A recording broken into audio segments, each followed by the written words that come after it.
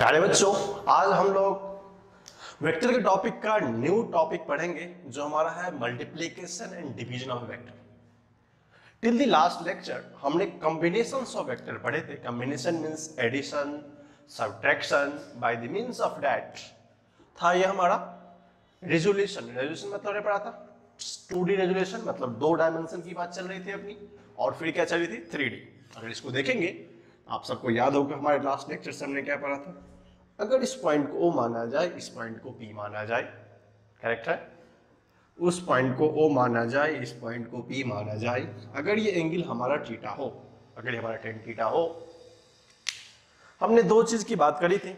दो चीज की बात ये थी, पहली चीज इसको हम लोग x बोलते थे, इसको y बोलते थे, by the concept of geometry and trigonometry.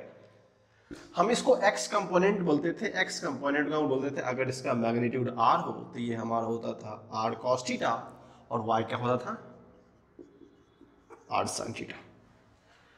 Similarly हमने बताया था ओके, अगर ये 2 डायमेंशन में हो, अगर इसमें एक और डायमेंशन ऐड कर दें, थर्ड, फिर से क्या होता आउटसाइड प्लेन। इसका मतलब सर बात ये कर रहे हैं कि अगर ये अल्फा होता, यहां से बीटा होता और यहां से गामा होता तो क्या होता इसका पोजीशन में।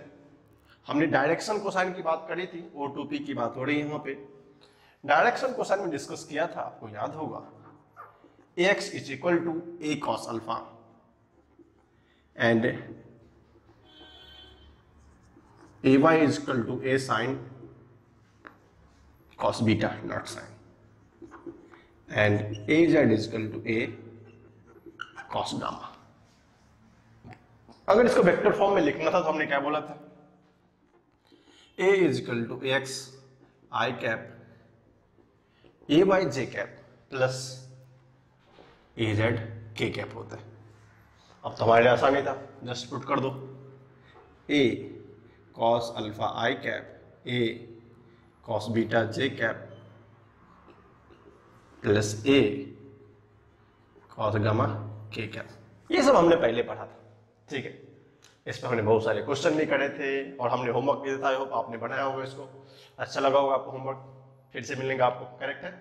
अब देखो, इस क्वेश्चन को हमने 2-3 तरीके सॉल्व किया था। सर एक हमने मीनिंग दिया था, what is the cos alpha, cos beta, cos gamma. जब इस तीनों की बात करते हैं तो हमने लास्ट में बताया था ये तीनों क्या होता है, डायरेक्शन कोसाइन होता है। मैथमेटिक्स का पार्ट है, हमारे पल्ले तो कम ही पढ़ने वाला है, जो कि थोड़ा सा था, जस्ट कंसेप्ट को डिस्कस करेंगे। अदरवाइज जो बच्चे मैथमेटिक्स के हैं 12th में जब इंटर करेंगे, जिसको वेक्टर 3D बोलते हैं, वेक्टर 3D एक चैप्टर आता है, 3 डायमेंशनल ज्योमेट्री, 12th का टॉपिक है, वहां पे इसको बहुत ही डीप में पढ़ाते हैं। तो मैथ वाले का कोई बात नहीं, आप वेट करेंगे, वहां पे आ ही जाएगा। बट थोड़ा सा आइडिया तो अपने देना बनता है। क्या है ये, वेक्टर कोसाइन, करेक्ट है। अब देखो हमारा जो नेक्स्ट टॉपिक शुरू होगा, और क्वेश्चन हमने बहुत सारे कर दिए, कोई प्रॉब्लम तो है नहीं। अब जो नेक्स्ट टॉपिक है उसका नाम थोड़ा सा अच्छा है। टॉपिक है कि multiplication and division of a vector by scalar. सोच रहे क्वेश्चन, देखो क्या है कि multiplication of a vector, multiplication and division of a vector by scalar. Scalar का नंबर ए नंबर, चलो मान लेते हैं। लेट, हमने क्या माना, ए वेक्टर, कोई एक वेक्टर है जिसको हम लोग मान लेते हैं ए। फर्स्ट कंसेप्ट बोलता है मल्टीप्लिकेशन, तो बोल रहे हैं कि multiplication and division of vector, तो मानते हैं हम लोग क्या करते हैं, एक वेक्टर ए में किसी कांस्टेंट ए से मल्टीप्लाई करते हैं तो क्या हो जाता है, ये एक नया सा वेक्टर बी हो जाता है। देखेंगे ध्यान से, अगर किसी पर्टिकुलर वेक्टर ए में अगर हम लोग के से मल्टीप्लाई करते हैं, मल्टीप्लिकेशन मतलब क्या होता है, और यहां पे याद रखेंगे के इज ग्रेटर देन 0, एक्सपेक्ट है मैग्नीट्यूड की बात करें तो ऑलवेज क्या होगा, नेगेटिव तो होगा नहीं, करेक्ट है ना। और दिस के इज कॉल्ड स्केलर। अब स्केलर का मतलब तो पता है, ओनली मैग्नीट्यूड। अब देखो, तो यहां से 2 पॉइंट डिस्कस होते हैं। सर अगर मैग्नीट्यूड, अगर वेक्टर ए को किसी स्केलर से मल्टीप्लाई करते हैं तो क्या होता है। सर कुछ भी नहीं होता, जस्ट इस वैल्यू के मैग्नीट्यूड में कुछ ना कुछ इंक्रीज कर जाता है। जैसे मान लो, अगर मैं एक एग्जांपल लूं, वेक्टर ए हमारा था 2 आई कैप प्लस 2 जे कैप प्लस के कैप। आपको एग्जांपल से थोड़ा क्लियर होगा। हमने क्या किया, एक नया सा वेक्टर रखा जिसमें हमने के का वैल्यू 4 ले लिया। अगर 4 को इस पर्टिकुलर वेक्टर ए से मल्टीप्लाई करते तो क्या होता था, मैग्नीट्यूड वाइज सब चेंज हो जाएगा। 4 into 2i cap plus 2j cap plus k cap. अगर इसको सॉल्व करते हैं तो क्या होगा, 8i cap plus 8j cap plus 4k cap. इसका मतलब हमें समझ में आया कि जो वेक्टर पहले a था, अगर हमने किसी कांस्टेंट स्केलर से मल्टीप्लाई किया उसका मैग्नीट्यूड बदल जाता है बट डायरेक्शन रिमेन्स सेम। याद रखेंगे, बहुत इंपॉर्टेंट कंसेप्ट है, बट डायरेक्शन रिमेन्स सेम। अब डायरेक्शन रिमेन्स सेम का मीनिंग क्या है कि जो पहले वेक्टर ए का डायरेक्शन था आई कैप में, जे कैप में और के कैप में, वो डायरेक्शन तो वही रहेगा बट उसका मैग्नीट्यूड जहां पे 2 था वो 8 हो गया, जहां पे 2 था वो 8 हो गया और ये 4 हो गया। डायरेक्शन चेंज नहीं करेगा। और एक बात और इसमें याद रखेंगे, angle between the vector, angle between the vector A and B, ये भी एक नया सा कंसेप्ट है। A and B is 0 degree. थोड़ा बताता हूं मैं आपको। एंगल बिटवीन वेक्टर, एंगल जो होगा ए और बी का कितना हो, 0 डिग्री होगा। थोड़ा सोचते हैं, मान लो हमने क्या किया, इस वेक्टर को ए माना, इस वेक्टर को थोड़ा सा छोटा रखो, ये हमारा वेक्टर ए है। हमको बोला कि अगर किसी कांस्टेंट से मल्टीप्लाई करते हैं वेक्टर में तो वेक्टर का मैग्नीट्यूड बदल जाता है। क्या होता है, वेक्टर का मैग्नीट्यूड बदलता है और डायरेक्शन बदलता है क्या, नहीं बदलता है। जब डायरेक्शन नहीं बदलेगा तो हमको पता है कि डायरेक्शन क्या होना चाहिए, एज इट इज ऐसा ही होना चाहिए। अगर मैं इसको चाहता तो यहीं से आगे बढ़ा सकता था बट पैरेलल शिफ्ट किया और पैरेलल वेक्टर चेंज नहीं होता है, पढ़ा है हमने। और ये हमारा वेक्टर बी हो गया। अगर हम मैग्नीट्यूड वाइज देखें तो डायरेक्शन वही है, ये भी वही है। इसका मतलब सर बात हो रही है कि पैरेलल वेक्टर की तरह दिख रहा है। जब भी दो वेक्टर पैरेलल होता है, याद रखेंगे, अगर vector A parallel to vector B होता है तो थीटा कितना होता है, 0 डिग्री। हो सकता है आपसे क्वेश्चन एग्जाम में पूछ लिया जाए कि अगर कोई वेक्टर को मल्टीप्लाई करते हैं तो जो रिजल्टेंट वेक्टर आता है बी, वो क्या वेक्टर ए के साथ पैरेलल होगा, एंटी पैरेलल होगा, नहीं तो ये पूछ लेंगे डायरेक्शन किधर होगा, सेम होगा, रिवर्स होगा, नो चेंज, इस तरह का ऑप्शन आपसे पूछ लेंगे। तो आपको एक कंसेप्ट क्लियर हो गया कि क्या क्या हो सकता है। ठीक है, इसको लिखो, फिर हम लोग सेकेंड पार्ट डिस्कस करते हैं, डिवीजन का क्या इफेक्ट होता है। पहले इसको लिख लीजिए, फिर हम लोग डिवीजन पे डिस्कस करते हैं। नेक्स्ट ये है, अगर डिवीजन की बात हो तो सर आप कहना ये चाहते हैं कि मान लो अगर कोई वेक्टर सी बन जाएगा, जब हम क्या करेंगे, इस पर्टिकुलर वेक्टर को किसी स्केलर से 1/k का मतलब क्या होता है, डिवीजन से मल्टीप्लाई करेंगे। एग्जाम्पल तो आसानी है, करके देखो। इसमें में क्या होता है, एक एग्जाम्पल देखते हैं कैसे होता है, फिर इसका रिजल्ट लिखेंगे। मान लो वेक्टर ए हमारा, और यहाँ पर के बारे में सबको पता है, के ग्रेटर देन 0 एंड स्केलर नहीं होता, ठीक ना, वो सब ध्यान में रखेंगे। स्केलर हम लोग इसको करते, देखो vector A is equal to, मान लेते हैं I cap plus 2j cap minus 2k cap. अगर हमको वेक्टर सी हमने एक नया मान लिया है, अगर k का वैल्यू 2 हो, k का वैल्यू 2 हो, अगर हम क्या करें, इसको डिवाइड करें 1/2 टाइम्स ऑफ वेक्टर ए, तो क्या बोलोगे सर, 1/2 तो यही रहेगा, I cap plus 2j cap minus 2k cap. अगर इसको सॉल्व करते हैं तो क्या होता है, 1/2 I cap plus j cap minus k cap.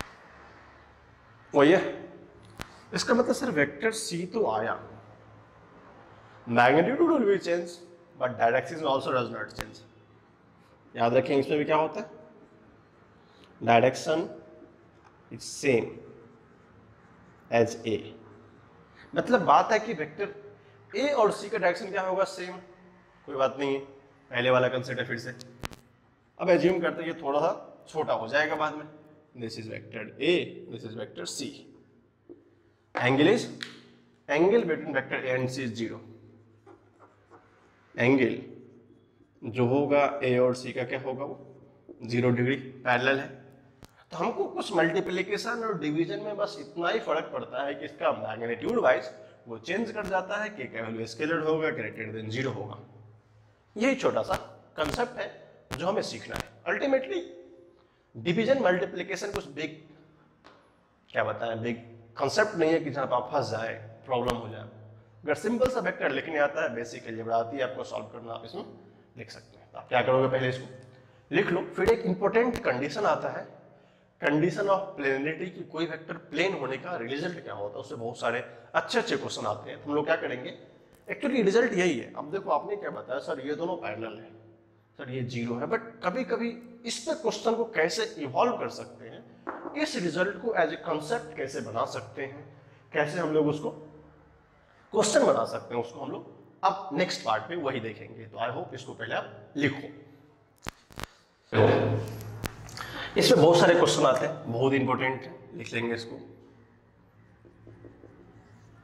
Vector बोलेगा सर कैसे, जो कंडीशन होता है हमेशा याद रखेंगे, कंडीशन होता है वेक्टर ए अगर बी पैरेलल है तो सम कांस्टेंट, इसको अगर लेमडा मान लें, तो तो हमने पहले माना था, A is equal to lambda times of B अगर हो जाए, A is equal to lambda times of B हो जाए, इसका मतलब कहने का क्या समझे हो, vector A and vector B are parallel. बोलोगे सर ये रिजल्ट तो पहले देखा था हमने, क्या किया था, ए वेक्टर को किसी से मल्टीप्लाई किया था तो वहां से हमको एक नया वेक्टर मिल गया था सी, जो क्या था, वो दोनों पैरेलल था। बोलोगे सर इस कंसेप्ट का यूटिलाइजेशन क्या था, तो पहले मैंने आपको बताया कि ये जनरल एप्लीकेशंस के रूल थे, लेकिन अगर थोड़ा सोचो, इसको थोड़ा मॉडिफाइड में क्वेश्चन कैसे कर सकते हैं। मैं आपको एक क्वेश्चन बना के दिखाता हूँ, क्वेश्चन बनता कैसे।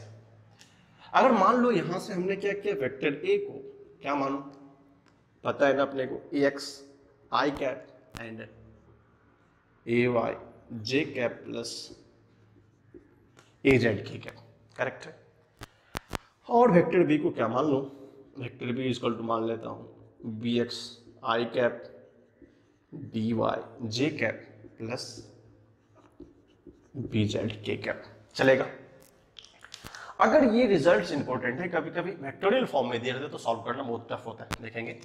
तो लाइक अगर vector A and B parallel है, कंडीशन है vector A and B are parallel, this is the meaning of parallel, तो रिजल्ट क्या कहता है भाई साहब, vector A is equal to lambda times of vector B होना चाहिए। ओके, तो लिखें, क्या लिखते हैं, A X I cap plus A Y J cap plus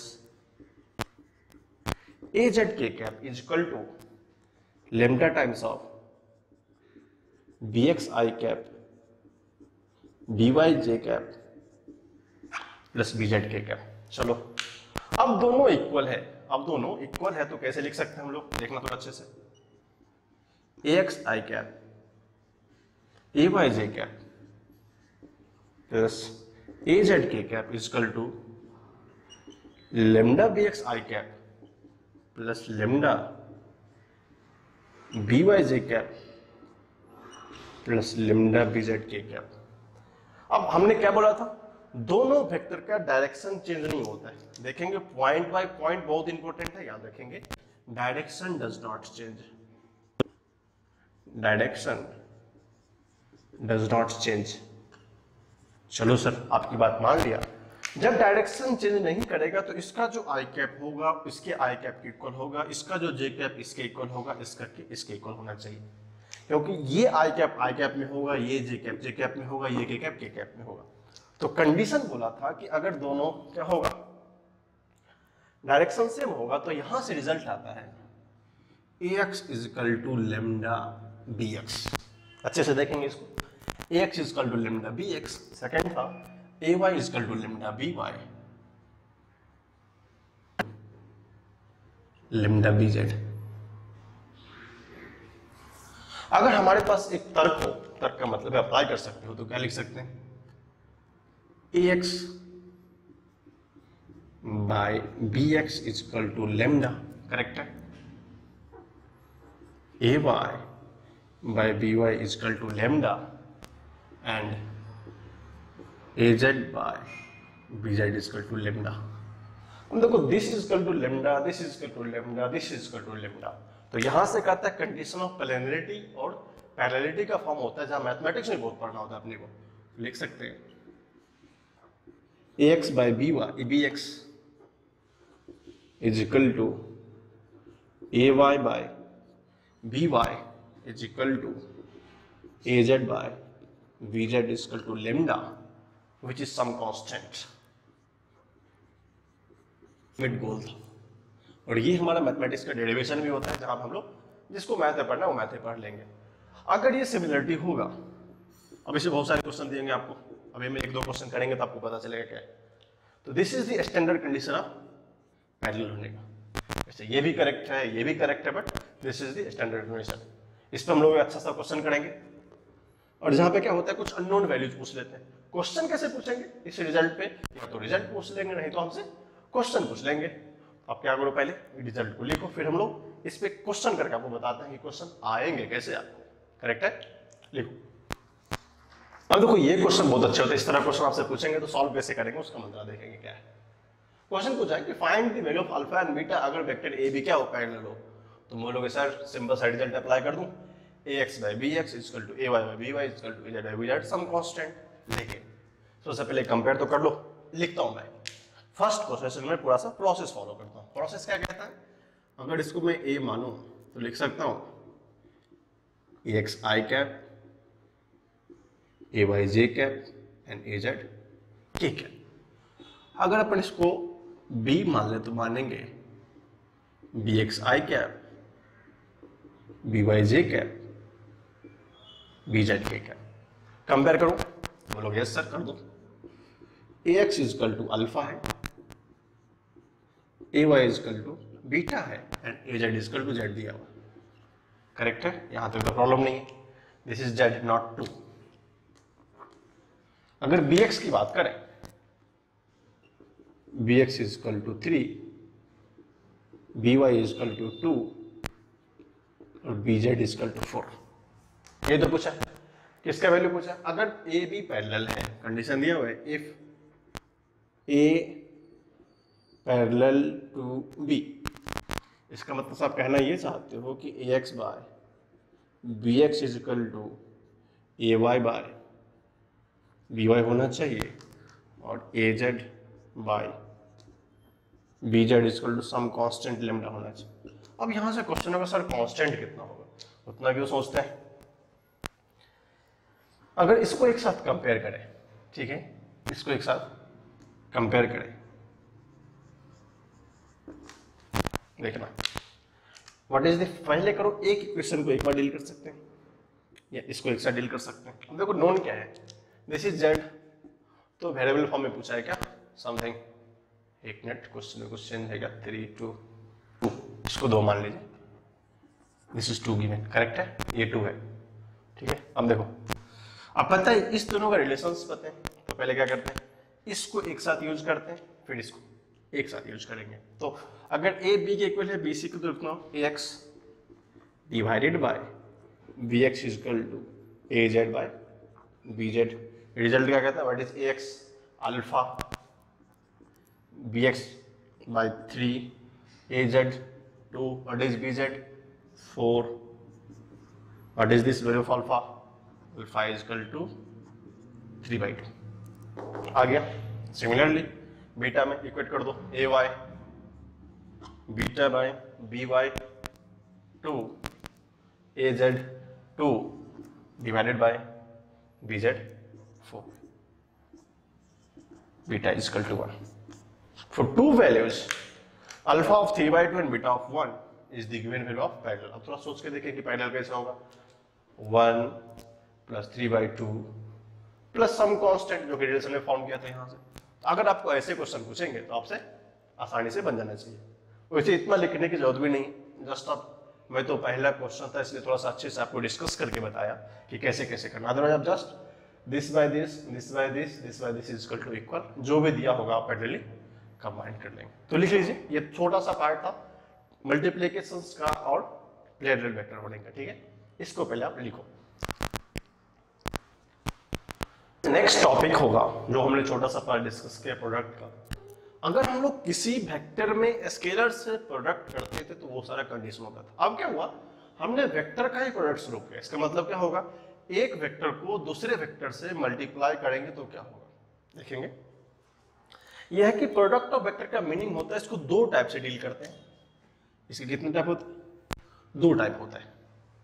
अगर प्रोडक्ट ऑफ वेक्टर का फर्स्ट पार्ट होता है स्केलर प्रोडक्ट, इसका दूसरा नाम होता है डॉट प्रोडक्ट ऑल्सो। तो आप कभी कंफ्यूज नहीं होंगे कि स्केलर प्रोडक्ट और डॉट प्रोडक्ट में क्या डिफरेंस है। इसका नाम होता है, दो वेक्टर का प्रोडक्ट हम लोग देखते हैं, product of vector by two method. First is scalar और डॉट प्रोडक्ट, और सेकेंड इज वेक्टर और क्रॉस प्रोडक्ट। कॉन्सेप्ट होगा वेक्टर का, इसी दोनों पे डिस्कस करके हम लोग इस टॉपिक को खत्म करेंगे, ठीक है। अब देखो इस दोनों को डिटेल्स में एनालिसिस करेंगे। फर्स्ट भी था type of the vector product, और इसको क्रॉस प्रोडक्ट बोलते हैं। This is the scalar product और ये डॉट प्रोडक्ट होता है, ठीक है।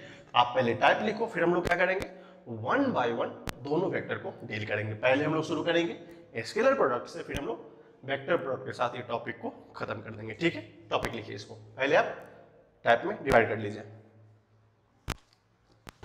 डॉट प्रोडक्ट डिफाइन बहुत अच्छे तरीके से होता है, हम लोग को इसका डेफिनेशन ही पढ़ना है। बहुत सारे लोग क्या करते हैं, बच्चे लोग क्वेश्चन पूछते हैं, सर ये रिजल्ट कैसे डिफाइन कर देते हैं।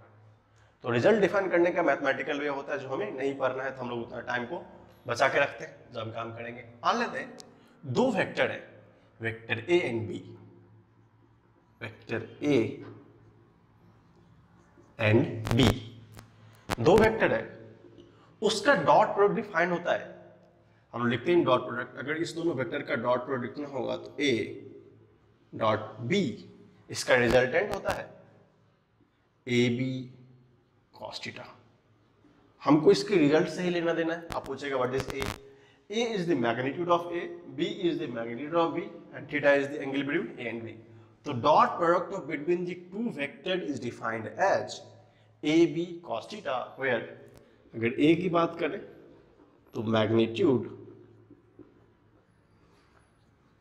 ऑफ वेक्टर ए, करेक्ट है। अगर बी की बात करें वेक्टर बी, अगर थीटा की बात करें ये वो होता है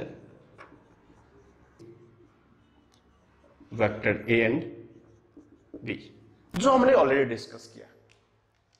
अब उसको बहुत सारे टाइम में अगर सोचते हैं सर कैसे आता है, हमारे लिए उतना इंपॉर्टेंस नहीं है कि ये रिजल्ट्स कैसे सॉल्व करते हैं। ये मैथमेटिकली एक्सपेरिमेंटल डाटा होते हैं जिसको हम लोग वेक्टर थ्योरी से सॉल्व करते हैं। मैथमेटिक्स से उतना डीप हमें जाना नहीं है, बट हम लोग फिजिक्स में जस्ट अगर कभी भी दो वेक्टर की डॉट की बात हो, A dot B, that is A B cos theta, वहां पे ए होता है मैग्नीट्यूड ऑफ ए, बी होता है magnitude of B, and theta होता है angle between A and B.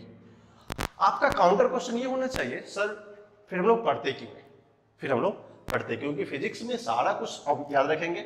इसको रीड करते कैसे करते, पढ़ने का मतलब A dot B is equal to A B cos theta. अब क्वेश्चन था सर इसका मीनिंग क्या होता है, क्योंकि बहुत सारे पॉइंट्स में फिजिक्स में इसका एप्लीकेशन होता है। फिजिक्स में एप्लीकेशन का मतलब हम लोग दो तीन एग्जांपल से करके देखेंगे कहाँ कहाँ पे होता है। इस एग्जांपल को हम लोग डिटेल्स में डिस्कस करेंगे इन लेटर हाफ ऑफ फिजिक्स। जब हम लोग फिजिक्स के लेटर हाफ में जाएंगे तो वहां पे हम लोग इसका एप्लीकेशन देखेंगे। सबसे पहले इसका एप्लीकेशन होता है वर्क का। जो वर्क डिफाइन होता है, आप इसको देखेंगे, वर्क को हम लोग बोलते हैं एफ डॉट एस। बोलो से इसका मीनिंग क्या होता है। एफ एक फोर्स वेक्टर, इसको मैं यहां पे डिस्कस कर देता हूं, दैट इज फोर्स वेक्टर, और S is the displacement vector, S is the displacement vector. अगर आपको पता होगा तो हमने जो पढ़ाया था बेसिक पार्ट में बताया था, फोर्स एक वेक्टर क्वांटिटी है और डिस्प्लेसमेंट भी एक वेक्टर क्वांटिटी। हम बोलेंगे सर ये मेरा मीनिंग का समझा नहीं सर। वर्क जब भी डिफाइन होगा वो क्या होता है, डॉट प्रोडक्ट होता है। किसका, फोर्स और डिस्प्लेसमेंट का जो डॉट प्रोडक्ट होगा वो क्या होगा, वर्क होगा। इसका मतलब इसको ऐसे भी लिख सकते हैं F S cos theta, correct है। Theta is the angle between force and displacement. इसको हम लोग लेटर हाफ में एप्लीकेशन में लाएंगे, बट अभी एग्जांपल में समझ लेते हैं कि इसका एप्लीकेशन क्या है। यहां पर क्या था, वेक्टर ए की बात करें, A is the force, B is the displacement. तो जब ए और ए डॉट बी की बात आएगी तो ऐसा कुछ मैथमेटिक्स हमने कभी सुना ही नहीं भाई। अब तो सुना ना, ये ए बी कॉस थीटा होता, simple magnitude, this is the magnitude of F, this is magnitude of displacement, and theta is the angle, correct है। तो आपको लग रहा होगा कि सर इसमें दो चीज आया अपने को समझ में, अगर फर्स्ट वेक्टर की बात हुई वर्क इज इक्वल टू ये होता है एफ डॉट डी एस, जहां हमने क्लास 9th में देखा था कि ये डॉट लिखा था, बट हमको क्या बताया गया था कि एंगल मान लो थे समथिंग 0, तो cos 0 1 होता है, तो हम लोग एफ एस करके पढ़ गए थे। बट ये एग्जैक्टली एप्लीकेशन किसका है? डॉट। इसको हम लोग लेटर हाफ में इसी चैप्टर के लास्ट में क्वेश्चन में यूज करेंगे। एक और एग्जाम्पल होता है पावर का, क्योंकि वर्क एंड पावर तो हमको पढ़ा है, फिजिक्स का पार्ट है। अगर पावर को देखना चाहें, पावर होता है एफ डॉट वी, फिर से देखेंगे फोर्स तो फोर्स ही होगा, और आपको पता ही है वेलोसिटी भी एक वेक्टर क्वांटिटी। और सारे एप्लीकेशन है, इसको लिख सकते हैं एफ बी कॉस थीटा। और एक इंपॉर्टेंट और पॉइंट याद कर लेंगे, दो वेक्टर का डॉट ऑलवेज क्या होता है? स्केलर होता है। Work is a scalar quantity, power is a scalar quantity. तो आप यहां पे नोट में लिख लेंगे, यहां पे लिख लेंगे इसको, dot of two vector, dot means याद रखेंगे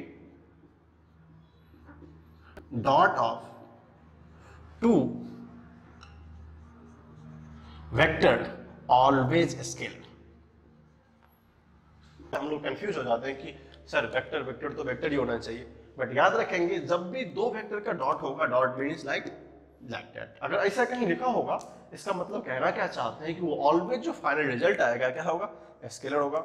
हमको एग्जांपल से समझने के लिए वर्क एंड पावर बोलोगे सर थोड़ा सा और क्लियर करेंगे क्या? यस जरूर करेंगे। जब हम लोग वर्क की बात बोलते हैं, हम लोग वर्क की जब चर्चा करते हो तो कभी ये बताते हैं वर्क डायरेक्शन की बात नहीं करते, जस्ट बोलते हैं कि कुछ वर्क हो गया, certain amount of work have to be done, certain amount of power someone is assume और एक्ट। क्या किया? किसी ने इतना पावर लगाया तो कोई वर्क हो गया, या किसी के वर्क के कारण कुछ पावर जनरेट हो गया। ये रिलेशंस अपने आप में खुद जनरेट करते हैं कि इसके में डायरेक्शन की कोई चर्चा ही नहीं है ना। हम लोग मान लो किसी से पूछते तुम्हारा काम हो गया क्या, तो पूछते हैं कि तुम्हारा काम ईस्ट में हो गया, तुम्हारा काम वेस्ट में हो गया क्या। दिस इज द जहां पे जनरल लाइफ में इसेंस नहीं आता वर्ड का समझने का कि हाँ भाई साहब इसका कुछ यूज हो सकता है डायरेक्शन के सेंस में, तब हम लोग बात करते हैं कि इसका कोई वेक्टर फॉर्म होगा। बट ये वेक्टर नहीं है, क्यों? क्योंकि इसमें डायरेक्शन की बात नहीं करते। सिमिलरली पावर में नो मीनिंग ऑफ डायरेक्शन। जैसे मान लो बोले कि कोई पावरफुल है, अब उसके किस डायरेक्शन में पावरफुल है, तो क्वेश्चन का कुछ मीनिंग नहीं होता ना। हम लोग जनरल लाइफ में ये टर्म यूज नहीं करते। दैट्स व्हाई हमारे पास बहुत सारे एग्जांपल है, बट बेसिकली ये एग्जांपल है जो हमको देखना चाहिए। तो आई होप आपको जो डॉट प्रोडक्ट का बेसिक फंडामेंटल्स फॉर्मा होता है, जो कि आपको पता चले कि डॉट प्रोडक्ट का मतलब क्या होता है। A dot B is equal to A B cos theta होना चाहिए। वेरी गुड, ये हमें आता है। ए की बात चलती है तो ए को हम लोग समझते हैं मैग्नीट्यूड ऑफ वेक्टर ये है, गुड, वो भी अच्छा बात है। B similarly for B and theta is the angle between A and B. यहाँ पर हमने कुछ एग्जांपल्स ली, बहुत सारे एग्जांपल आपको मिल जाएंगे, बट हमारे लिए प्राइमरी कंडीशन है कि हम इस एग्जांपल को प्राइम वे में देखें। और इसके एग्जांपल के साथ एक छोटा सा पॉइंट आ गया, क्या आ गया कि दो वेक्टर का डॉट ऑलवेज स्केलर होगा, जो हमारे लिए दो एग्जांपल वर्क एंड पावर है। तो आई होप आपको ये थोड़ा सा फंडा क्लियर हो गया होगा। आप इसको अच्छे से लिखिए, फिर हम लोग थोड़ा सा आगे चलते हैं। इसको प्रॉपर्टी तो नहीं बोलेंगे, बट कुछ पॉइंट्स हैं जो पॉइंट्स हमको रिमेंबर होना चाहिए। जैसे फर्स्ट पॉइंट की बात करते हैं। फर्स्ट पॉइंट है रिजल्ट को देखा जाए, अगर रिजल्ट की बात ये है ए डॉट वी का वैल्यू हम लोग मान लेते हैं ए बी कॉस थीटा होता है। यहाँ पे दो कंसर्न होता है, sir what is the about this case. इस दोनों में क्या चर्चा करेंगे। अगर मान लो थीटा 90 से छोटा है, थीटा 90 से छोटा है, इसको हम लोग एक्यूट एंगल बोलते हैं, पता है आपको इसको क्या बोलते हैं? Acute angle. इसका मतलब इसका जो वैल्यू होगा वो ऑलवेज क्या होगा? पॉजिटिव। याद रखेंगे, जो वैल्यू होगा वो क्या होगा? पॉजिटिव। क्यों? कि इन फर्स्ट क्वाड्रेंट आपको ज्योमेट्री याद आने चाहिए। ज्योमेट्री क्या पढ़ाया था? All students take coffee, all मतलब ऑल पॉजिटिव। इसमें sine and cos positive, sine and sec cos एक पॉजिटिव, इसमें tan and cot, this is cos and sec. इसका मतलब थीटा का वैल्यू जब 90 से एक्सीड कर जाएगा, ये वैल्यू 90 से कम रहेगा, इसका मतलब इसमें सबका सब क्या है? पॉजिटिव। ए एक मैग्नीट्यूड है, ए क्या है? मैग्नीट्यूड है, वो भी ऑलवेज मैग्नीट्यूड पॉजिटिव होता है। बी भी पॉजिटिव होगा। अगर थीटा एक्यूट होगा, कभी कभी हम लोग फंस जाते हैं कि माइनस नहीं हो सकता डॉट क्या, और जरूर हो सकता है। किस कंडीशन में? अगर थीटा के वैल्यू 90 से बड़ा और 180 से छोटा होता है, क्या वैल्यू 90 से बड़ा हो जाए और 180 से छोटा हो जाए। हम लोग इक्विवेलेंट का साइन नहीं रखते हैं क्योंकि जस्ट हम लोग इक्वेटिंग की बात, 90 पे 0 हो जाएगा, ठीक है, क्योंकि 90 पे 0 होगा तो वैल्यू 0 हो जाएगा, उसको हम आगे देखेंगे, ठीक है। अगर ये 90 से बड़ा हो एंगल तो इसको बोलते हैं ऑब्ट्यूज, समझ रहे? अगर ये 90 से बड़ा हो जाए इधर कहीं आ जाएगा, इसका मतलब सेकंड क्वाड्रेंट में सर ये निगेटिव होता है, इसका वैल्यू निगेटिव होगा तो निगेटिव को किसी भी पॉजिटिव टर्म से मल्टीप्लाई करेंगे तो क्या होगा, निगेटिव रहेगा। तो एक बात यहां से हमको सीखने को मिल गई, ए डॉट बी का जो फर्स्ट रूल्स था जो कि हमको समझना था, A dot B A cos theta होता है। अगर theta angle between the vector A and B is acute that must be dot product is positive. क्यों? क्योंकि एंगल क्या है, एक्यूट है। अगर वो एंगल 90 से बड़ा और 180 से छोटा है, क्योंकि 180 से आगे जाके क्या होगा, वो सिमिलर हो जाएगा, इसके बराबर तो हम लोग उतना नहीं सोचेंगे, ठीक है। 180 से छोटा और 90 से बड़ा होता है तो इस केस में क्या होगा, थीटा हमारा नेगेटिव हो जाएगा। जब थीटा नेगेटिव होगा, इस टर्म नेगेटिव को इस टर्म से मल्टीप्लाई करने के बाद क्या होता है, वो ऑलवेज नेगेटिव रहेगा, ठीक है। आपको ये पॉइंट समझ में आ गया होगा। तो ultimately value of A and B क्या हो जाएगा, नेगेटिव। नेक्स्ट रूल होता है, जैसे हमको बात करें ए डॉट बी, कोई बोलेगा सर ए डॉट बी, क्या इसको ऐसे लिख सकते हैं सर, बी डॉट ए? थोड़ा चेक कर ले, क्या ए डॉट बी में क्या सीखा था हमने, A B cos theta, B dot A मतलब B A cos theta, equal तो ही है, A B cos theta B A cos theta बराबर है, याद रखेंगे। तो क्या समझा यहां से, ए डॉट बी को हम लोग बी डॉट ए लिख सकते हैं, ठीक है। एक और फॉर्म कर लेते इसको, एक और फॉर्म में कैसे, मान लो हमारा ये ए डॉट बी प्लस सी, इसको कैसे लिखेंगे, सिंपल मैथमेटिक्स करते हैं, इसको इससे मल्टीप्लाई करो, इसको इससे मल्टीप्लाई करो, चलेगा क्योंकि इट इज द स्केलर। तो लिख सकते इसको A dot B plus A dot C. ये सारी प्रॉपर्टी अपने को आनी चाहिए जब एप्लीकेशन करेंगे, इसका गॉस लॉ का एप्लीकेशन करेंगे। जब गॉस लॉ का एप्लीकेशन होता है तो हम लोग क्या अलग करते हैं। तो ये छोटा सा 3 पॉइंट्स था। अभी हम लोग इससे और इंपॉर्टेंट पॉइंट को देखेंगे कि 1 पॉइंट में पता चला अगर एंगल 90 से कम हो तो पॉजिटिव, 90 से बड़ा में नेगेटिव, ए डॉट बी को बी डॉट ए लिख सकते हैं। अगर इस तरह का ब्रैकेट फॉर्म कभी आ गया तो ए डॉट बी और ए डॉट सी में ब्रेक कर सकते हैं। तो ये छोटा सा फॉर्म है, इसके और सारे रिजल्ट आएंगे। पहले आप इसको लिख लो, फिर हम इसको मिटाते हैं, फिर डिस्कस करते हैं इसके बारे में कुछ और पॉइंट्स जो हमको, ये सब सारे पॉइंट्स प्रॉब्लम सॉल्विंग करने के पॉइंट ऑफ व्यू से बहुत इंपॉर्टेंट है, ठीक है। इसको लिखो पहले, नेक्स्ट पॉइंट की चर्चा करें। रिजल्ट यही है, अगर a dot b is equal to A B cos theta होता है, अगर हम लोग बात करें कभी ये वैल्यू मैक्सिमम हो सकता है, चेक करके देखते हैं। If a dot b to maximum, अगर एक ऐसा केस पॉसिबल है जहां पे a डॉट b मैक्सिमम हो तो बोलेंगे सर इसमें a b का तो कुछ नहीं हो सकता। इसका मतलब इस कॉस थीटा की बात आप कर रहे हैं क्या, ये कॉस थीटा मस्ट ही मैक्सिमम होना चाहिए, cos theta to B maximum. तो बोलोगे सर कॉस थीटा का मैक्सिमम वैल्यू कितना होता है, बचपन से पता है अपने को, कॉस थीटा का मैक्सिमम वैल्यू +1 होता है, याद होगा। अब पूछोगे सर +1 तो थीटा कितना होगा, theta is equal to cos inverse 1। इसका मतलब सर जीरो की बात कर रहे हो क्या, किसकी बात कर रहे हो, जीरो की बात कर रहे हो। तो यहां से हमको एक छोटा सा क्वेश्चन मिल जाए कि ए डॉट बी कब मैक्सिमम होगा, जब थीटा का वैल्यू क्या होगा, 0 डिग्री। तो थीटा वैल्यू ऑफ 0 डिग्री के लिए ए डॉट बी क्या होगा हमारा, मैक्सिमम होगा, A N dot to B maximum. और एक पॉइंट और याद रखेंगे, इसका मतलब है सर हमने कुछ देर पहले पढ़ा था ना, दो वेक्टर के बीच का एंगल 0 का मतलब क्या समझा हमने, sir vector A parallel to vector B होगा, क्या होगा, vector A parallel to vector B होगा। अब हमको पैरेलली ये बात पता चला कि अगर दो वेक्टर के बीच का एंगल 0 हो जाए तो ये वैल्यू मैक्सिमम भी हो सकता है। बोलोगे सर मैक्सिमम होगा कितना, चेक करके बता दूं, चलो लिख लो, A dot B is equal to A B cos 0 degree, cos 0 degree 1 होता है, इसका मतलब maximum value of dot product is A into B as it as.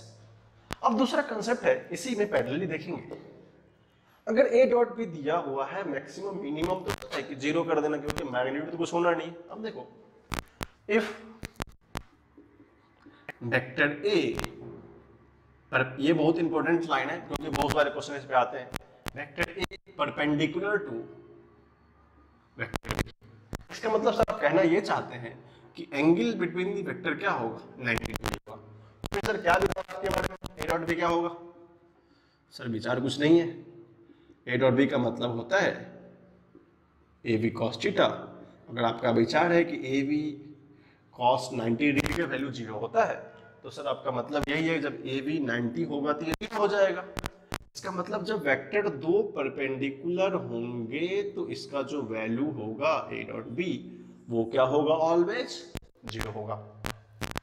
को समझ में आया? जब पैरेलल था तो ए बी था, इस पे क्वेश्चन आते हैं, आपको मैं आगे करवाऊंगा क्वेश्चन तो पता होगा रिजल्ट का इंपोर्टेंस क्या है।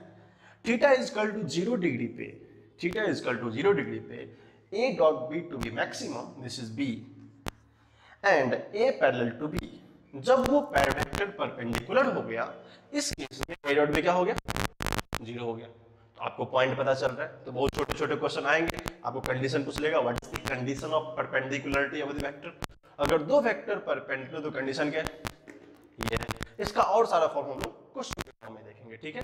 इसको आप अच्छे से लिखिए, फिर हम लोग कुछ और रिजल्ट्स जो कि हमारे क्वेश्चन में काम आने वाला है। जितना चीज मैं आपको बता रहा हूँ सारा चीज आपके क्वेश्चन में काम आएंगे, क्योंकि ये सब स्टेप्स है जो इस डॉट प्रोडक्ट को सॉल्व करने के लिए हमें आने चाहिए, ठीक है।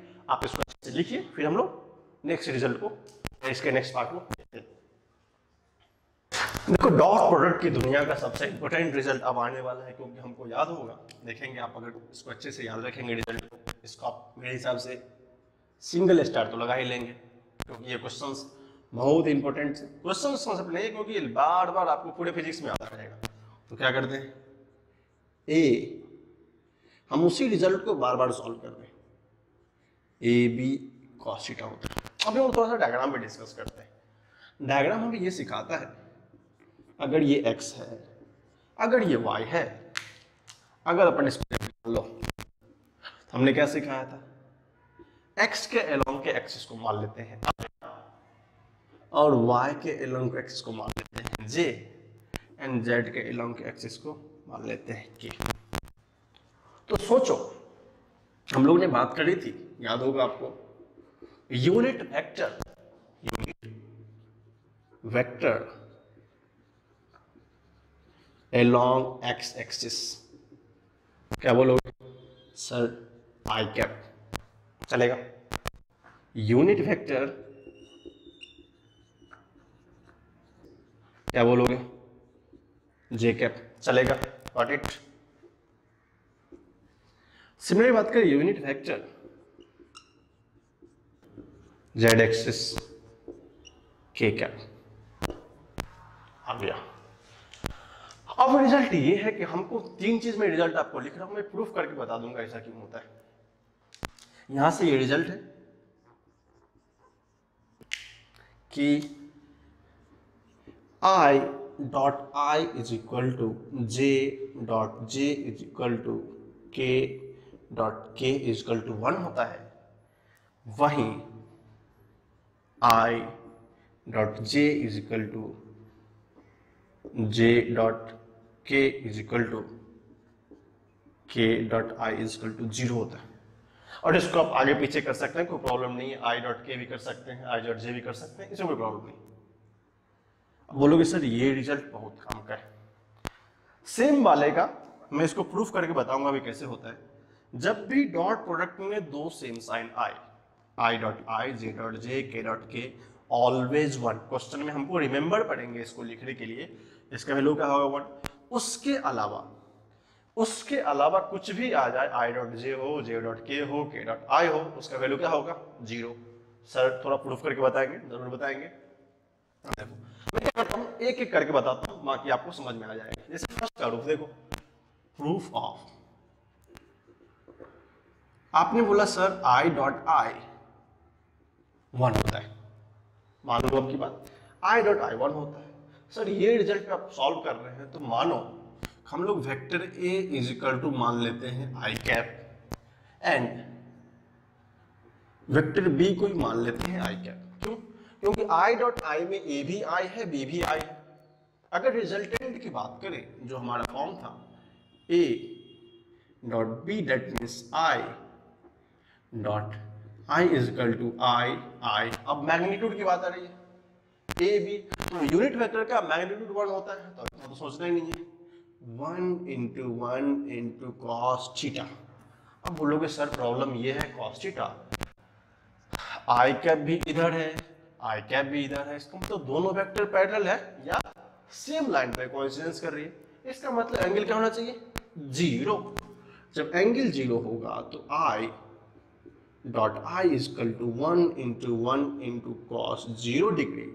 कॉस 0 का वैल्यू 1 होता है, तो हम लोग यहाँ से प्रूफ करके बता दिए सिम I dot I is equal to 1 होता है। तो आपको कभी कंफ्यूजन नहीं होना चाहिए कि आई डॉट आई का वैल्यू 1 ही कैसे होता है, हमने बताया। सिमिलरली आप जे डॉट जे के लिए भी कर सकते हैं, एंगल भी क्या होगा 0। इसी प्रोसेस को कंटिन्यू करना है और ये आपको सारे रिजल्ट आ जाएंगे। हम लोग क्या करते हैं, एक दूसरा वाला करके देखते हैं।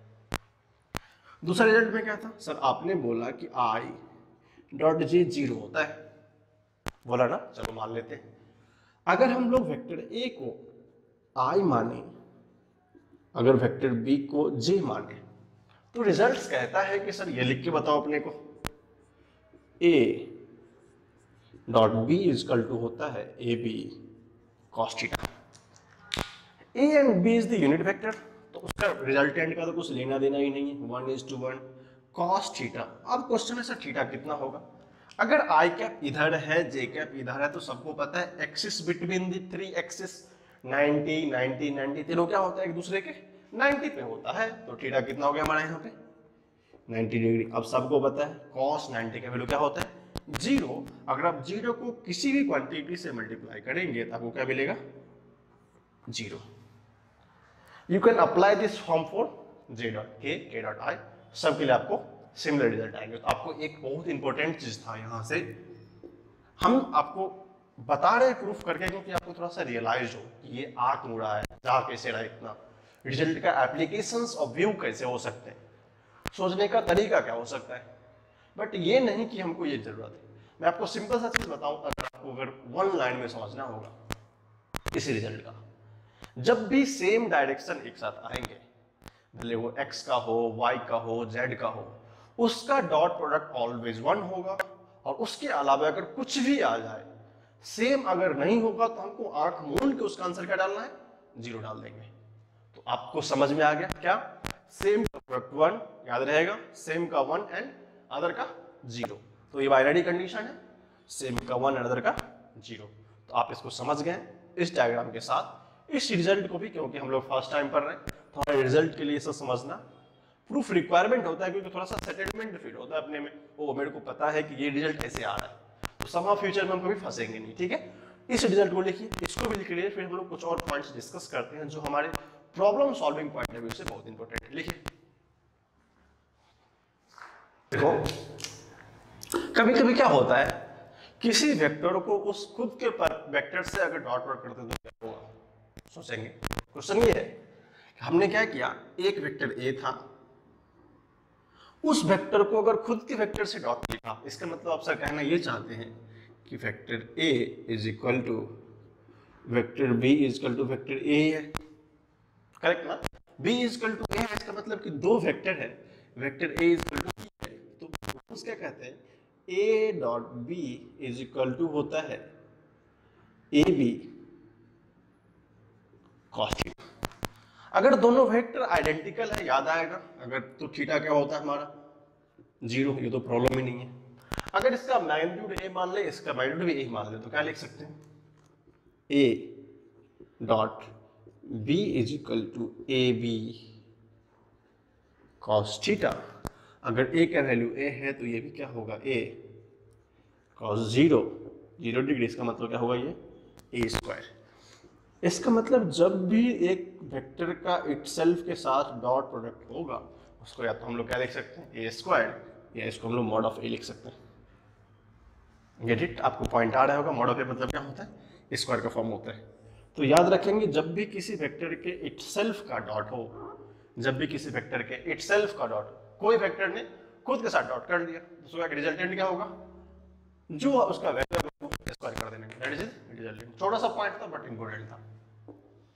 नेक्स्ट है कंपोनेंट्स फॉर्म होते हैं। Sir what is the meaning of components form? देखो कंपोनेंट्स फॉर्म में क्वेश्चन मेंस वाले ने पूछा है बहुत पहले इसके कंपोनेंट्स फॉर्म पे, और इसका एप्लीकेशन हम लोग अगर 12th के पार्ट्स में जाते हैं, 12th पार्ट में इलेक्ट्रोस्टैटिक, वहां पे इसका एप्लीकेशन होता है कंपोनेंट फॉर्म का, इसलिए डिस्कस करना जरूरी है कंपोनेंट्स फॉर्म। अभी हमने बात की थी दो वेक्टर, चलो कर दें दो वेक्टर, मतलब वेक्टर ए की बात ये चल रही है, सर उसको मान लो X I cap A Y J cap plus A Z K cap. फिर बात करें सर वेक्टर बी, मान लो इसको B X I cap B Y J cap plus B Z K cap. Okay, बात ऐसी है। अगर मैं इसको बोलता हूं कि इसका डॉट बताओ तो बहुत सारे लोग क्या करते हैं, सोचते हैं क्या करें। अगर हम लोग ए बी की बात करते तो बोलोगे सर क्या होना चाहिए, ए बी कॉस थीटा। चलो समझ में आए सर ए की बात, तो अगर हम लोग ए नहीं करें मतलब मैग्नीट्यूड की बात कर रहे हैं, यस सर, तो मैग्नीट्यूड तो लिख सकते हैं, कैसे, मैग्नीट्यूड ऑफ ए हो जाएगा A X square plus A Y square plus A Z square. Magnitude of B की बात करें सर, वो भी तो मैं निकाल लिया, B X square plus B Y square plus B Z square. Sir ये समझ में आ गया, लेकिन सर इस क्वेश्चन में कहीं पे आइडिया ही नहीं है, आई कैप भी है, जे कैप भी है, के कैप भी है। सर एंगल को समझ में नहीं आ रहा अपने को, एंगल का क्या करेंगे, ये तो वेक्टर नहीं जो दिया रहेगा। हम लोग क्या करते हैं, इस मेथड को अप्लाई करते हैं, हम लोग गलत रास्ते पे चले जाते हैं। अब बोलोगे सर हाउ, ये मेथड रॉन्ग नहीं है, मेथड क्या है, रॉन्ग नहीं है, बट आपको इसके लिए सबसे पहले आपको याद हमने बताया था डायरेक्शन कोसाइन, इससे अल्फा निकालना पड़ेगा, इससे बीटा निकालना पड़ेगा, इससे गामा निकालना पड़ेगा। तीनों एंगल निकालने के बाद इसका 3 बार डॉट डॉट लगाना पड़ेगा। ये क्या हमारा लॉन्ग टर्म प्रोसेस है जो कि मैथमेटिकली करेक्ट है, बट फिजिक्स में हम लोग लेंथी कैलकुलेशन को कभी भी बढ़ावा नहीं देते। स्मार्ट कैलकुलेशन और समझदारी वाली बात। अगर किसी को, अब एक सिंपल सी बात है ना, अगर मैं आपको ये दे दूं डिफरेंट वैल्यू के फॉर्म में, अगर हमने एंगल बिटवीन वेक्टर की चर्चा करी ही नहीं है तो क्या ये सॉल्व हो पाएगा? बोलोगे सर मैं तो ए निकाल सकता हूं, बी निकाल सकता हूं, बट थीटा के बारे में अपने कुछ पता ही नहीं चल रहा। थीटा भी निकाल सकते हैं बट हमारा ये रॉन्ग प्रोसेस होगा, बहुत ही लेंदी होता है। इसका डायरेक्शन कोसाइन लिखो, इसके डायरेक्शन कोसाइन लिखो, फिर उसका चेन थीटा लिखो, तो ये हमारा क्या होता है, लेंदी मेथड होता है। इसलिए इस मेथड को जब भी इसके फॉर्म में क्वेश्चन आएगा उसको कैसे डील करते हैं वो हम अभी आपको बता रहे हैं कैसे डील करेंगे, ठीक है। तो ये मेथड फॉलो नहीं करेंगे, ठीक है। तो कभी भी अगर इस तरह का फॉर्म आए, अगर सिंपल से थीटा दिया है, वेक्टर का मैग्नीट्यूड दे, वो आपको कभी पूछेंगे एग्जाम में नहीं, इसलिए हमने कभी नहीं बताया कि जेएमएस में से क्वेश्चन आते हैं। हाँ, बोर्ड एग्जाम में अगर आ जाए थीटा पे तो कोई प्रॉब्लम नहीं, ठीक है। एप्लीकेशन छोटे मोटे आ सकते हैं, बट एंट्रेंस एग्जाम की बात करें आपको इस पे कभी भी क्वेश्चन नहीं पूछेंगे। इसका एप्लीकेशन कैसे करेंगे वो मैं आपको सिखा देता हूं कि कैसे कर रहे हैं, ठीक है। अब देखो, अगर हम चाहें इसको सॉल्व करना, हमारा बेसिक लॉजिक क्या कहता है कि अगर हम बात कर रहे हैं सर ए डॉट बी की, तो ए बी साइन थीटा तो चलेगा नहीं, हमारे पास क्या है, ये दिया हुआ है, ये दिया हुआ है। अपन क्या करते हैं, लिख डालते हैं पहले, क्या करते हैं पहले लिख डालते हैं, क्या इसको लिखेंगे A X I cap A Y cap plus A Z K cap. यहां पे डॉट डालना बहुत जरूरी है, ठीक है। फिर लिखेंगे B X I cap B Y J cap plus B Z K cap. अब देखो बोलेगा सर इसका रिजल्ट थोड़ा सोचो, सर 1 2 3 3 4 5 6 इतने नंबर का कैलकुलेशन कौन करेगा। लेकिन सर अभी हमने पढ़ा ना, जब भी सेम वाला का सेम वाले के साथ मल्टीप्लीकेशन क्या होता है, 1 में होता है। आई डॉट आई 1, आई के साथ बाकी सब 0, तो कैलकुलेशन करना ही नहीं है। क्या करेंगे, अगर ए एक्स को बी एक्स से मल्टीप्लाई करते हैं तो आई डॉट आई का वैल्यू 1 होता है क्योंकि डॉट है। तो यहां से आता है A X B X. I A x को तुम किसी से मल्टीप्लाई करो, सबका वैल्यू क्या होगा 0, क्योंकि आई है, बाकी सब क्या है जे के है। तो हमने क्या बताया था, सेम के अलावा कुछ भी हो 0 होगा, लिखना रिक्वायरमेंट नहीं है। फिर क्या होगा, y का y से करेंगे, x का x से किया तो y कितना होगा A Y B Y J dot J 1। Similarly A Z B Z J dot K dot क्या होगा। ये हमारा बहुत ही पावरफुल रिजल्ट है, ये हमारा बहुत ही पावरफुल रिजल्ट। अगर वेक्टर फॉर्म में ऐसा कुछ दिया हो, इस पे क्वेश्चन ही बहुत बार मेंस वाले ने पूछा है। अगर मान लो मैं आपको कोई एक वेरिएबल दो तो कंडीशन दे दो, ठीक है, यहां से दो रिजल्ट होते हैं। एक रिजल्ट है कि हमको पता है कि एक क्वेश्चन आता है जनरली, बोलता है कि दो वेक्टर, ये दोनों वेक्टर परपेंडिकुलर है, तो इसमें से कुछ एक अननोन है, ये मान लो ये bx दिया है, नहीं दिया, बाकी सब दे दिया है। क्या करेगा, अगर ax पता है, ay पता है, by पता है, az पता है, bz पता है, dx नहीं पता है, बोलेगा इफ, बहुत इंपॉर्टेंट है, if a perpendicular to b, अगर vector a vector b perpendicular, बात क्या चल रही थी सर, रिजल्ट आपको याद होगा, a डॉट b का वैल्यू कितना होता था 0। और ये क्वेश्चन बहुत से 2009 के एआईपीएमटी में पूछा हुआ था कि इसका रिजल्ट क्या हो। तो यहां सब सॉल्व करते हैं, ax bx plus ay by plus az bz equal to 0। One of the finest result अभी तक जो हमने जितना सॉल्व किया उसमें सबसे बेस्ट रिजल्ट ये था। इसमें हमें क्वेश्चन भी याद है, आपको पता होगा अगर a डॉट b 0 हो गया, इसको 0 से डिवाइड कर दो, फिर आंसर क्या होगा, ये मिल जाएगा। इस पे बहुत सारे क्वेश्चन आते रहते हैं। तो आई होप आप इस दोनों चीज के रिलेशंस को समझ गए होंगे कि रिलेशंस को कंपोनेंट फॉर्म में कैसे डील करना है, अगर वेक्टर का रिजल्टेंट फॉर्म दिया हो तो कैसे उसको फॉर्म करना है, ठीक है। तो क्या करें, इसको लिख लीजिए। इतनी सारे प्रॉपर्टी का एप्लीकेशन हम लोग क्वेश्चन में करेंगे। तो हम लोग 2-4 क्वेश्चन करके देखते हैं कि क्या हमने जो सीखा, जो हमने अभी तक पढ़ा, क्या हमने उससे कुछ सीख पाए, क्या क्वेश्चन हमसे बन पा रहा है क्या, तभी तो हम मानेंगे कि आप सीख रहे हैं क्या। अगर इतना पढ़ने के बाद हमसे क्वेश्चन बनेगा तब तो समझेंगे हमसे क्वेश्चन बन रहा है और हम सीख रहे हैं। तो पहले क्या करेंगे, इसको अच्छे से लिखिए, फिर हम लोग एक क्वेश्चन करके देखते हैं। कुछ क्वेश्चन, जितनी सारी हमने हर एक पॉइंट को डिस्कस किया, सारा का सारा पॉइंट हमारे क्वेश्चन पॉइंट ऑफ व्यू से बहुत इंपॉर्टेंट है, ठीक है। लिखो, ये बहुत ही छोटा सा क्वेश्चन है। हमारा सजेशन आपसे ये है, आप क्या करेंगे, पहले अगर आपको समझ में आ गया ना, अगर आपको समझ में आ गया तो आप क्या करेंगे, पहले स्क्रीन को पॉज कीजिए, इसको सॉल्व कीजिए, फिर सॉल्यूशन देखेंगे। बहुत ही छोटा क्वेश्चन, ठीक है। चलो, आपने किया होगा, मान लेते हैं आपकी बात में। बात दो दी है कि दो वेक्टर है, एक वेक्टर ए है जिसका मैग्नीट्यूड 6 न्यूटन दिया है, दूसरा वेक्टर बी है जिसका मैग्नीट्यूड 4 न्यूटन दिया है। इसका मतलब वो पॉइंट पे वो दोनों फोर्स लग रहा था। फिर बोला कि find A dot B. Immediately mind में क्या आता है, सर ए डॉट बी की बात कर रहे हैं। ए डॉट बी का मतलब होता है A B cos theta. A dot B का मतलब A B cos theta. A का मतलब सर मैग्नीट्यूड ऑफ ए 6 दिया है, बी का मतलब sir magnitude of 4 B 4, sir cos theta, theta कितना है, एंगल बिटवीन, याद आएगा स्मॉलेस्ट एंगल। कोई सोचेगा सर ये एंगल नहीं हो सकता, नहीं सर वो रॉन्ग है, this is the biggest angle. क्या बताया था, जब टेल टू टेल दो वेक्टर ज्वाइंट होते हैं उसके बीच का जो स्मॉलेस्ट एंगल होता है उसको हम लोग क्या बोलते हैं, एंगल बिटवीन वेक्टर। चलो, cos 60 डिग्री, cos 60 डिग्री। हम लोग कितना फॉर्चुनेट हो, इतना आसान क्वेश्चन कभी देखा क्या। 6 × 4 24, cos 60 का वैल्यू कितना होता है 1/2। दैट मीन्स ये रिजल्टेंट ए डॉट बी जो आया वो 12 न्यूटन आ गया। इतना आसान क्वेश्चन। अच्छा, दूसरा क्वेश्चन करते हैं। आई होप आप लोगों का आंसर आया ना, मैच कर लिए, 12 न्यूटन सबका आ गया सब। चलते आगे नेक्स्ट क्वेश्चन की ओर। सर ये तो आता ही मेरे को, अभी तो पढ़ा था हमने। एंगल दिया है क्या, नहीं दिया है, कौन सा फॉर्म लगाएंगे, ए डॉट बी, याद है। चलो स्क्रीन को पॉज करो, बनाओ, क्योंकि आपको बनाना है, आपको अभी देखा है मैंने। सॉल्यूशन बाद में देखेंगे, चीटिंग नहीं करेंगे, ठीक है।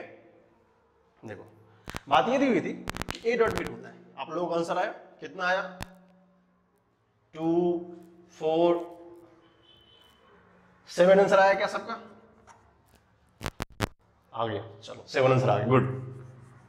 अब देखो, अगर ए डॉट बी की बात हो तो लिखना शुरू करें इसको, देखते हैं 7 हमारा आंसर आ रहा है कि नहीं, वो तो आपका आंसर था, करेक्ट है। अगर हम लोग ए डॉट बी की बात करें, इसका मतलब क्या कहते हैं सर आप, सबसे पहले तो लिख लो, जब भी हमने बोला था कंफ्यूजन ऐसा अगर नहीं कुछ दिखाएंगे तो क्या करने का, अपने को लिख देने का डॉट, कितना है I cap 2j cap plus k cap, अभी तो सिखाया था। सेम वाले के साथ जब भी बात होगी 1 होता है, बाकी दूसरे का 0, 2 into 1 2 into 1 into 1 i dot i1 2 रहेगा, प्लस 1 into 2, ये प्लस है ना, चलो 1 into 2 1 into 2 into 1, क्योंकि j dot j भी क्या होता है 1, तो coefficient of j 1, coefficient of j 2, 1 into 2 2 रहेगा, j dot j 1 रहेगा। चलो थर्ड क्या k 3 into 1 into 1 कितना आ गया 3 4 7, यस आपका आंसर करेक्ट था जो आपने 7 बताया, ठीक है। तो कितना छोटा सा क्वेश्चन है, डॉट डॉट का एप्लीकेशन बहुत आसान है, ठीक है। चलो थोड़ा सा आगे क्वेश्चन करते हैं, थोड़ा सा क्या करते हैं हम लोग, आगे का क्वेश्चन करते हैं। देखो ये थोड़ा सकारात्मक क्वेश्चन है, सकारात्मक मतलब क्या बताऊं आपको, थोड़ा लिखा हुआ अच्छा लग रहा है देखने में। क्या बोल रहा है क्वेश्चन में, पढ़ेंगे फिर से। Force acting on A particle, मतलब कोई पार्टिकल है, ये हमारा एक पार्टिकल है, उस पर एक फोर्स लग रहा है F। देखेंगे हम लोग क्वेश्चन को शुरू कहां से करते हैं, अदरवाइज क्या होता है कभी कभी पता ही नहीं चलता क्या चल रहा है क्या नहीं, ठीक है। फोर्स उस पर एक्टिंग हो रहा है, वो कितना दिया है 3i cap minus 2j cap plus 5k cap. उसका डिस्प्लेसमेंट वेक्टर, इसका मतलब ये पार्टिकल कहीं ना कहीं से, मान लो अगर यहां से चला होगा तो यहां से यहां आ गया, किधर आ गया, जो डिस्प्लेसमेंट वेक्टर दिया है, this is the final condition, this is the initial condition, तो वो डिस्प्लेसमेंट वेक्टर s क्या दिया हमारा i cap plus 3j cap minus 2k cap. अब बोला है कि भाई साहब वर्क बताओ कि किसी पार्टिकल पे किसी ने फोर्स लगाया, उसको यहां से उठा के यहां तक ले गया, तो कितना वर्क किया होगा। देखो इस पार्टिकुलर फोर्स ने वर्क की बात, सर हमने एग्जांपल में लिखा था, क्या बताया था, वर्क जो होता है, वर्क क्या होता है आपको पता होगा, जब लोग वर्क की बात करते होता है F डॉट ds होता है, याद होगा सबसे पहले लिखा था एग्जांपल में F डॉट ds होता है। अब क्या है, कुछ तो है क्या, अभी कुछ बचा है नहीं बचा है ना, इसको लिखो और पीछे वाले की तरह सॉल्व कर दो, ठीक है। क्या लिखूं मैं 3i cap minus 2j cap plus 5k cap dot i cap plus 3j cap minus 2k cap. अब आ गया समझ में, क्या बताया था हमें, आराम से देखेंगे। सेम का होता है 1, तो 3 into 1 into 1 3 into 1 into 1, क्योंकि 3 into 1 coefficient i dot i1 minus of 2 into 3 into 1 minus of 10 minus of 5 into 2 into 1, कितना हो रहा है अपना 3 minus 6 minus 10, कितना हो गया हमारा 3 minus 16। इसका मतलब सर बात ये हो रही है कि -13 जूल आएगा आंसर। कितना छोटा सा क्वेश्चन है, ऐसे ऐसे क्वेश्चन हमको डॉट डॉट पे आना चाहिए। और ऐसे सारे बहुत सारे क्वेश्चन आपको एग्जाम में पूछेगा, तो इसी तरह क्वेश्चन हमसे पूछ लेंगे। कभी मान लो वर्क दे दिया, किसी का वैल्यू पूछ लेगा, एक क्वेश्चन वो भी आएगा, ठीक है। इसको लिखो पहले, इसको पहले अच्छे से लिखो, फिर हम लोग क्या करेंगे, अच्छे क्वेश्चन करके देखते हैं, कंटिन्यू करते क्वेश्चन को। ये जो हमारा क्वेश्चन है, जो हमारा क्वेश्चन है वो थोड़ा सा जस्ट एप्लीकेशन ही है, जो हमने क्लास को कंटिन्यू किया था। क्या दिया है, force created by engine, this मतलब ये फोर्स का वैल्यू दिया हुआ है, फोर्स कितना दिया हुआ है लिखेंगे तो दिया force F is equal to minus I cap plus J cap plus 2k cap and velocity at that instant भी दिया हुआ है is equal to 2j cap plus k cap. तो देन फाइंड पावर। अब तो सर यही बात कर रहे हैं, आपने सिंपल सा बताया था पावर क्या होता था, F डॉट V, खत्म। F कितना दिया है minus I cap plus J cap plus 2k cap dot, ये नीचे लिख लो यहाँ पे 2j cap plus k cap. कितना आसान है, सर इसमें तो आया ही नहीं, आई नहीं तो जीरो, सेम का सेम थोड़ा जीरो होता है ना, आई का जीरो प्लस जे का 2 इंटू 1 इंटू 1 2, फिर के का 2 इंटू 1 इंटू 1 कितना हो गया ये 4 वाट। याद होगा नित को जूल पर सेकेंड भी लिख सकते हैं, वाट या जूल पर सेकेंड। तो कितना छोटा सा क्वेश्चन होता है, कभी फोर्स पूछ लेगा, कभी डिस्प्लेसमेंट के फॉर्म में तुमको पावर पूछ लिया, कभी वर्क पूछ लिया। तो ये छोटा सा क्वेश्चन था, आपको समझ में आ रहा होगा, इतना टफ भी नहीं है, सब क्या है सबके सब आसान से क्वेश्चन है। ठीक है, चलो आसान लग रहे तो कुछ और क्वेश्चन करते हैं जहां पे हमें थोड़ा और कॉन्फिडेंस आना चाहिए। देखो अपने क्वेश्चन समझने में एक ही चीज होती है, अगर आपसे क्वेश्चन बन रहा है ना, समझने के बाद सर ये तो पढ़ा था मैंने, अगर हमको ये डॉट लिखने आ गए तो पावर लिख सकते हैं, पावर आ गया तो फोर्स निकाल सकते हैं, सर वर्क में पता है एफ डॉट डी एस होता है, ऐसे लिखने आ गया। हमने सारे पॉइंट्स जो प्रॉब्लम सॉल्विंग पॉइंट्स बताए थे, क्या बताया था, प्रॉब्लम सॉल्विंग पॉइंट्स मैंने सब चीज को डिस्कस कर दिया, क्या होगा तो क्या करेंगे, ये होगा तो वो करेंगे, ये होगा तो वो करेंगे। इससे क्या होता है, अपने को एक फ्रेम मिल जाता है, रास्ता मिल जाएगा कि हमको इस रास्ते को फॉलो करना है। अगर ये रास्ता को फॉलो करेंगे तो क्या होगा, कंफ्यूजन नहीं होगा। ठीक है, अपने इस क्वेश्चन को अच्छे से लिखना है, फिर हम लोग आगे चलते हैं। ये क्वेश्चन थोड़ा सा आगे हमने बताया था ना, ऐसे क्वेश्चन मेंस वाले ने एक बार पूछा था। अब ये कंडीशन की वेक्टर ए बी परपेंडिकुलर, या तो मैं क्या करूं सारा कुछ लिखूं फिर से, उतना टाइम क्यों वेस्ट करना, अपने को रिजल्ट पता है ना, क्या पता है। अगर इसको कंपेयर करें तो क्या लिखता है, A X plus A Y plus A Z B X B Y B Z. तो वैल्यू लिखूं मैं, ए एक्स वैल्यू कितना पता है 1, what is the A Y 2, what is the A Z alpha, यही पता है ना। बी के बारे में बताओ, B X 2 B Y 3 B Z -1। If rule क्या दिया मैं, सिंपल है ना, अभी तो बताया था लास्ट में, vector A perpendicular to B, इसका मतलब क्या होगा, याद है, A X B X plus A Y B Y plus A Z 0। आपको एन आइडियल थोड़ी है, ए एक्स का वैल्यू 1, बी एक्स का वैल्यू 2, ए वाई का वैल्यू 2, बी वाई का वैल्यू 3, ए जेड का वैल्यू अल्फा, बी वाई का value -1। खत्म, उसको उधर लेके चले जाओ, कितना होगा। ऐसे क्वेश्चन पूछते तुम्हारे एग्जाम में, ऐसे छोटे छोटे क्वेश्चन आएंगे, प्रोडक्ट कैसे लिख सकते हैं, आसान है ना।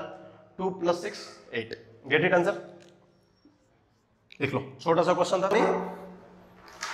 मल्टीप्लिकेशन वेक्टर के बहुत सारे क्वेश्चन देखा, डॉट प्रोडक्ट थोड़ा सा पढ़ने की कोशिश करी। जो हमारा नेक्स्ट लेक्चर होगा उस लेक्चर हम लोग क्या करेंगे, इसको थोड़ा सा एडवांस वर्जन का यूज करेंगे। ये क्वेश्चंस नीट लेवल क्वेश्चंस थे, छोटे छोटे टाइप से क्वेश्चंस होते हैं जो कि बेसिक एप्लीकेशन था डॉट प्रोडक्ट का। थोड़ा इससे एडवांस लेवल का मतलब होता है कि डॉट प्रोडक्ट को और कितने अच्छे वे से यूज कर सकते हैं। एक इसमें वर्ड आता है जिसको हम लोग कहते हैं प्रोजेक्शन।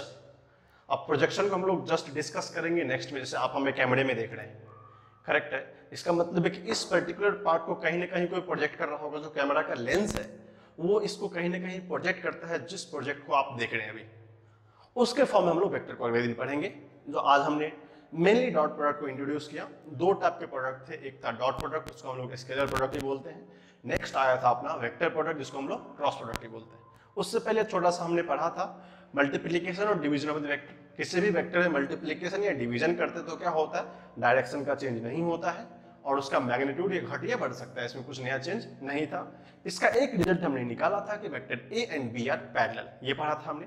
फिर हमने कंडीशन ऑफ पैरेलल देखा था कि A X by B X, A Y by B Y, A Z by B Z some constant आया था, उस पर हमने एक क्वेश्चन करे थे, वो भी एक क्वेश्चन इंपॉर्टेंट था। फिर हमने कुछ प्रॉपर्टीज पढ़े जहां से हमको डॉट प्रोडक्ट का प्रॉब्लम सॉल्व करने में अच्छी लगी थी। ठीक है, तो आज के लिए बहुत बहुत शुक्रिया। फिर हम लोग अगले दिन मिलते हैं नेक्स्ट लेक्चर में, जहां हम लोग डिस्कस करेंगे इसके अच्छे क्वेश्चन को। Thank you.